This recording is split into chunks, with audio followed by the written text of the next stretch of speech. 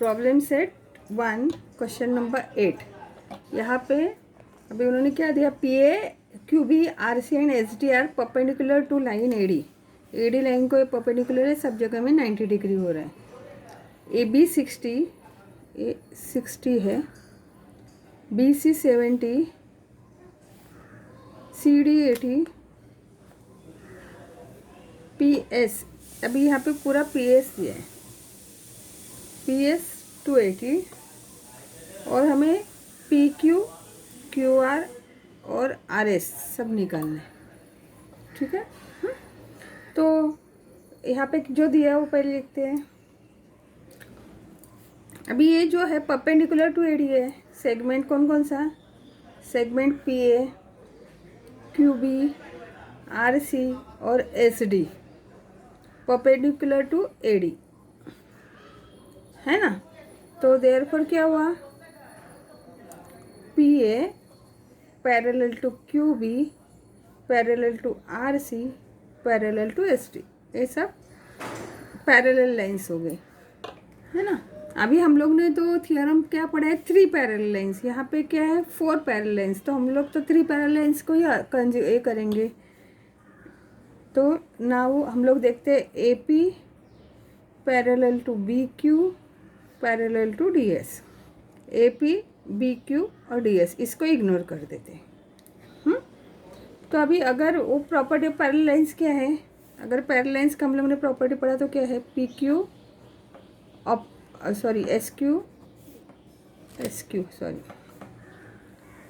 S Q upon P Q is equal to D B upon A B, बराबर। देखो S Q upon P Q is equal to D B upon A B. अभी componendo करते हैं bye componendo. अभी componendo क्यों किया, क्योंकि हमारे पास इसकी वैल्यूज़ है मगर यहाँ पे अलग अलग वैल्यूज़ नहीं है, इसके लिए हमें कंपोनेंडो करना पड़ रहा है। तो करेंगे, कंपोनेंडो में क्या करते हैं, S Q plus P Q, last year हम लोग ने किया था, S Q plus P Q upon P Q is equal to D B plus A B upon A B, क्या था याद है ना। अभी S Q plus P Q क्या हुआ, एस पी हो गया। तो लिख सकते हैं S P upon P Q. अभी D B upon A B plus A B क्या हुआ, D B plus A B. अभी इसका डी बी मतलब क्या है, डी बी मतलब D C plus C B, बराबर। तो उसका वैल्यूज़ ही लिख देते हैं, डी बी का कितना है 80 प्लस 70 और ए बी का कितना है 60 अपॉन ए बी का कितना है 60, एस पी का कितना है 280, ये भी डालना पड़ेगा 280 अपॉन पी क्यू। अब इसको ऐड कर देते हैं, 80 प्लस 70 प्लस 60 कितना आएगा 210 अपॉन 60। क्या करेंगे, क्रॉस मल्टीप्लाई करना पड़ेगा, P Q is equal to, अभी ये पी क्यू इधर जाएगा तो ये इधर उल्टा होकर आएगा, तो क्या आएगा 280 मल्टीप्लाइड बाई 60 अपॉन 210। अभी आंसर कर देते हैं, 0 0 कट, 7 3 ज़ा 21, 43 2 ज़ा तो 4 2 ज़ा 8, पी क्यू कितना आया 80 आया, ये हमें 80 मिला। ठीक है, अभी आगे बढ़ते हैं। अभी हम लोग लेते हैं A P parallel to B Q parallel to C R. देखो ए पी बी क्यू और सी आर, ये नीचे के लाइन्स थी। तो अगर वो पैरेलल ले तो हम लोग को क्या मिलेगा, P Q upon Q R is equal to A B upon B C. देखो P Q upon Q R A B upon B C. अभी इसकी वैल्यूज़ तो हमारे पास है, क्या है, पी क्यू का वैल्यू 80 हमें भी मिला, क्यू आर का हमारे पास नहीं है, ए बी का 60 है और बी सी का 70 है। तो क्यू आर कितना आएगा? क्यू आर आएगा 80 मल्टीप्लाइड बाई 70 अपॉन 60। 0 0 कट और कुछ जाते हैं, 2 से जाएगा, 2 3 जा 2 4 जा, तो कितना था? 280 अपॉन 3। तो क्यू आर क्या हुआ? 280 अपॉन 3। अभी हमारे पास देखो, अभी पी क्यू हमें मिला 80, क्यू आर मिला 280 अपॉन 3। अभी हमें चाहिए एस आर। अभी इसके लिए वापस सॉल्व करने की ज़रूरत नहीं, हम लोग डायरेक्ट लिख सकते हैं P Q plus Q R plus R S is equal to S P या पी एस, जो भी है ना, पी एस या एस पी लिख सकते हैं। तभी पी क्यू का वैल्यू कितना है? 80। क्यू आर का कितना है? 280 अपॉन 3 प्लस R S is equal to S P कितना है? एस पी उन्होंने दिया है 280। एस पी क्या दिया है? 280। तो अभी देयरफॉर क्यू एस या R S is equal to क्या होगा? 280 इधर ही है, R S is equal to, इसको उधर जाके माइनस करना पड़ेगा। 280 minus 80 minus 280 upon 3।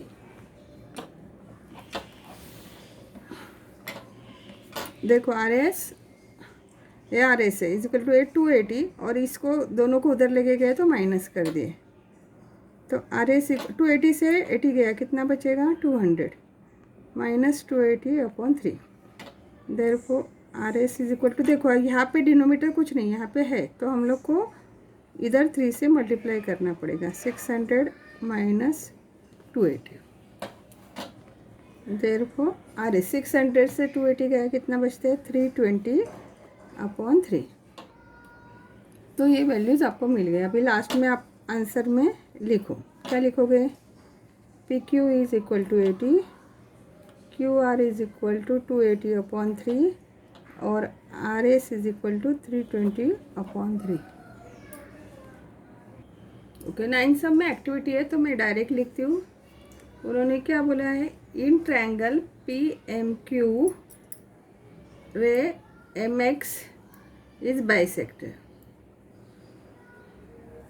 Of angle P M Q. P M Q में एम एक्स जो है बाइसेक्टर, अगर वो बाइसेक्टर है तो आंसर क्या आएगा? बोलो। P M upon M Q is equal to P X upon X Q. P M upon M Q is equal to P X upon X Q. यही हम लोग को फिलअप्स है। ओके, दूसरे इसमें in triangle P M R bisector क्या है? Bisector M Y. अगर एम वाई बाइसेक्टर है तो क्या आएगा? P M upon M R is equal to P Y upon Y are. P M upon M R is equal to P Y upon Y R. ठीक है, बाकी का तो उन्होंने ही दिया हुआ है तो वो मैं नहीं लिख रही हूँ, 10th वाला सब। ओके, नेक्स्ट सब में देखो वैल्यूज़ दिया हुआ है। ए बी 5 है, ए सी 4 है, बी वाई 6 है। ओके, और sorry B C, sorry A B Y नहीं, बी सी 6 है। तो अभी हमें A X upon X Y का वैल्यू निकालना है। तो अभी इसमें एंगल बाइसेक्टर है दिखाया, तो एंगल बाइसेक्टर थ्योरम ही हमें यूज़ करना है। तो हम लोग पहला ट्रायंगल लेते हैं, triangle A B Y. A B Y में एंगल बाइसेक्टर है तो A B upon B Y is equal to A X upon X Y. In angle लिखना पड़ता है, क्या लिखेंगे? Ray B X bisect angle A B Y. क्या इसके लिए क्या मिला हम लोग को? A B upon B Y is equal to A X upon X Y. अभी ए सी वाई लेते हैं, ट्रायंगल ए सी वाई। अभी ए सी वाई में क्या किया है? Ray C X bisect angle A C Y, तो क्या होगा A C upon C Y is equal to A X upon X Y.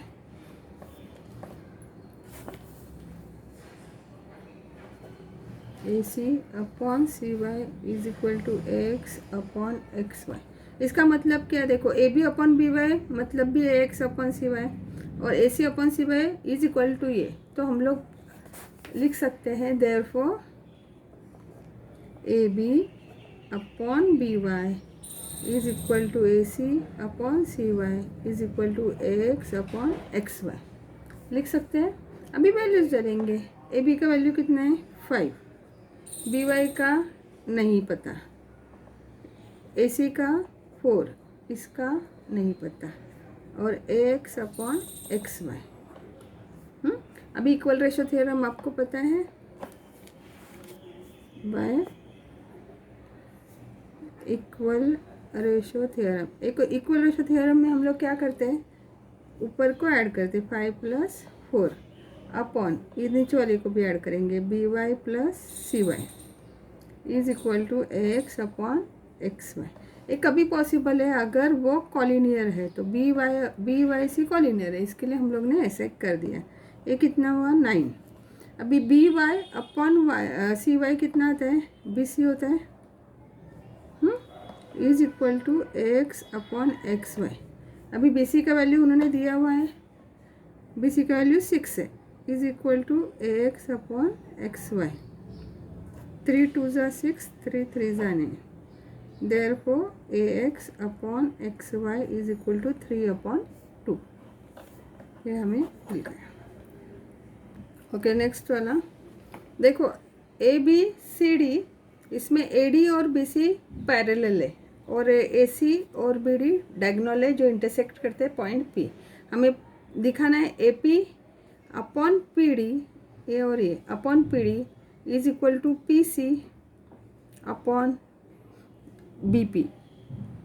ठीक है, ये हमें करना है। तो अभी जो जो दिया लिखते हैं, A D parallel to B C, A D parallel to B C, और ट्रांसवर्सल बी डी लेते हैं, ट्रांसवर्सल बी डी। ये दो पैरेलल लाइन है, इसमें ट्रांसवर्सल बी डी है, तो ए और ए एंगल क्या हुआ, अल्टरनेट एंगल के हिसाब से कॉन्ग्रेंट होगा। Angle A D P congruent to angle C B P, alternate angle, बराबर। तो ए एंगल तो हो गया। हाँ, अभी हम लोग ट्रायंगल लेते हैं। तो in triangle A D P and triangle C P B, A D P और C B P, sorry C B P लिखना चाहिए था, ए डी पी लिया ना, तो सी बी पी। अभी इसमें क्या हुआ, ऑलरेडी ये दो एंगल सेम दिखाए हैं, angle A D P congruent to angle C B P, ये हम लोग ने सेम दिखाया है। क्या है, अल्टरनेट एंगल। अभी इसमें ए एंगल और ए एंगल सेम है अपोजिट एंगल के हिसाब से, तो लिखेंगे angle A P D congruent to angle C B P, opposite angle. अभी ये एंगल दोनों हो गए, तो ए टेस्ट से ये दोनों triangle, therefore triangle A D P similar to triangle C B P. कौन सा test, A test. A test से अगर ये हुआ तो हम लोग क्या लिख सकते हैं, A P upon C P is equal to P D upon B P, ये लिख सकते हैं करस्पॉन्डिंग साइड्स। अभी अल्टरनेटो करते हैं, A P upon P D is equal to C P upon B P,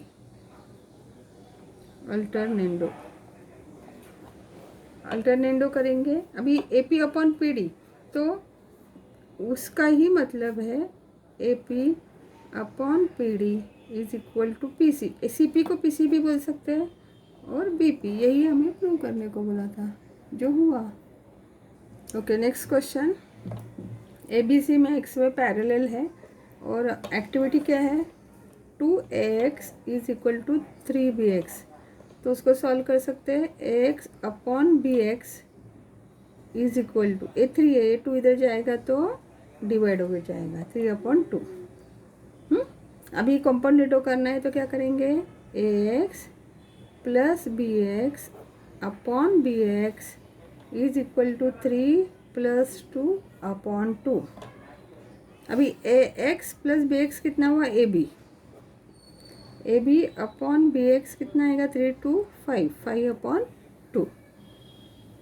ठीक है। अभी ये दिया हुआ है triangle BCA similar to triangle BYX। BCA और BYX, ये दोनों में XY और A पैरेलल है, इसका मतलब A एंगल और A एंगल सेम हो गया और B कॉमन हो गया। तो कौन से टेस्ट से हो गया, A टेस्ट से। A टेस्ट से सिमिलर एंगल हो जाएगा।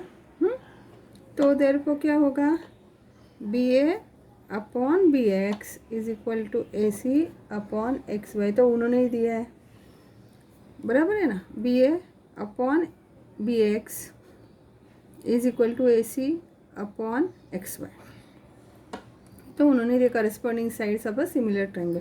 अभी BA अपॉन BA मतलब AB अपॉन BX कितना है वैल्यू, 5/2। तो 5/2 इज इक्वल टू AC। अभी XY कितना है, 9। हाँ, तो अभी सॉल्व करेंगे तो क्या होगा, AC is equal to 5 multiplied by 9/2। तो AC कितना आएगा, 45 45/2 22.5 22/5। नेक्स्ट क्वेश्चन, हमें प्रूव करना है, क्या प्रूव करना है लिख देते हैं। प्रूव करना है DE² is equal to BD multiplied by EC।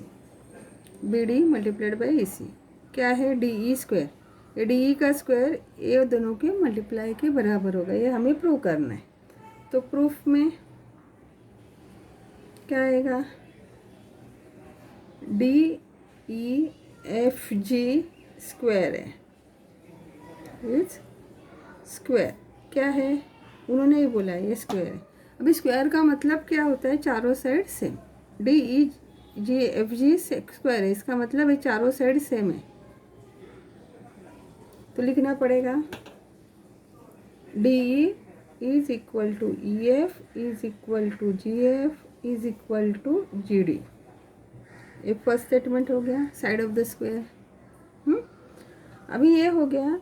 अभी एंगल, अभी यहाँ पे उन्होंने ही बताया है स्क्वायर है, तो इसका एंगल क्या होगा, 90 होगा, बराबर। तो इसका मतलब ये भी 90 होगा। तो लिख देते हैं एंगल GDE ये 90 है, is equal to angle DEF 90 है। DEF ये भी 90 है। अभी अगर वो 90 है, इसका मतलब क्या हुआ, GD perpendicular to BC and EF perpendicular to BC, बराबर। परपेंडिकुलर हो गया। अभी दो ट्रायंगल लेते हैं। इन ट्रायंगल BAC बड़ा वाला ट्रायंगल एंड ट्रायंगल BDG ये छोटे वाले एंगल। अभी ये दोनों में आप देखोगे कि ये और ये 90 है। ये बड़ा ट्रायंगल में A 90 है, छोटे ट्रायंगल में D 90 है, और दोनों में B कॉमन है, तो इसका मतलब कॉमन एंगल। तो दो एंगल के हिसाब से A टेस्ट से ये सिमिलर हो जाएगा। तो BDG में क्या लिख सकते हैं हम लोग ने, angle BAC congruent to angle BDG क्या लिख सकते हैं, 90 डिग्री। और angle ABC congruent to angle DBG common angle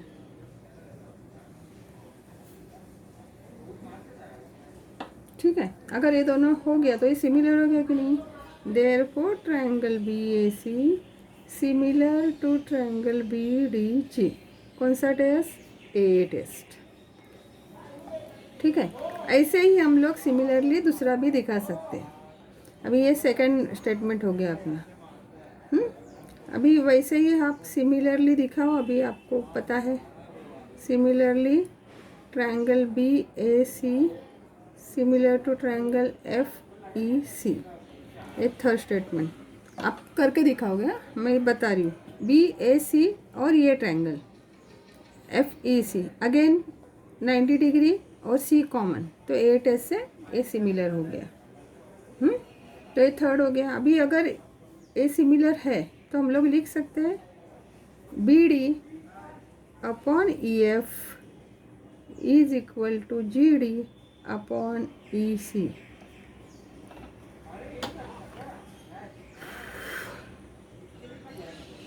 ठीक है, लिख सकते corresponding sides of a similar triangles are BD upon EF। ठीक है, BD upon EF is equal to GD upon EC। ये हमें समझ में आता है। तो अभी आपको समझा कि नहीं समझा? मुझे ही डाउट है कि आपको समझा कि नहीं समझा। ओके चलो, अभी देखो ये बड़े ट्रायंगल के साथ हम लोग ने ये सिमिलर दिखाया, बड़े ट्रायंगल के साथ ए सिमिलर दिखाया। इसका मतलब ए ट्रायंगल और ए ट्रायंगल सेम हो गया कि नहीं, सिमिलर हो गया कि नहीं। हाँ, वो हिसाब से हम लोग ने सिमिलर ट्रायंगल के हिसाब से ए लिखा है। समझा अभी? हाँ, अगर ऐसे लिखते हैं तो हम लोग ऐसे लिख सकते हैं देयरफॉर BD अपॉन DE। अभी EF और DE सेम है कि नहीं, क्योंकि square side of the square, तो BD upon DE is equal to DE वापस GD के बदले में DE लिखा और EC तो ऐसे ही लिख रखा। समझे आप? हाँ, इसको हम लोग फ्रॉम 1 लिख सकते हैं क्योंकि हम लोग ने नाम चेंज कर दिया। अभी क्रॉस मल्टीप्लाई करोगे तो क्या मिलेगा? DE square is equal to BD multiplied by EC। बस यही उन्होंने प्रूव करने को बोला है। देखो cross DE square is equal to BD multiplied by EC, यही उन्होंने करने को बोला था।